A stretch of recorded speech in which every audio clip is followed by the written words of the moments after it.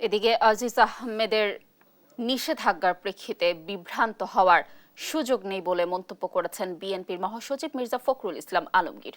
তিনি জানান, গণতন্ত্রের জন্য নিজেদের দাবি নিজেদেরই আদায় করতে হবে। মঙ্গলবার ঢাকা রিপোর্টার্স ইউনিটিতে এক আলোচনা সভায় এ কথা বলেন তিনি।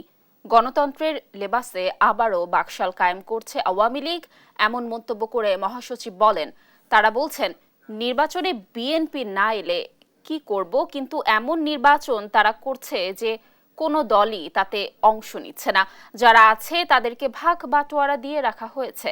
তিনি আরো বলেন, বিএনপি উৎখাত চায় না, বরং ভোটার অধিকার প্রয়োগ করে আওয়ামী লীগকে পরাজিত করতে চায়। আমি মনে করি যে ওটা হচ্ছে আরেকটা বিভ্রান্ত করা, বিভ্রান্ত হচ্ছে আমরা সবসময়।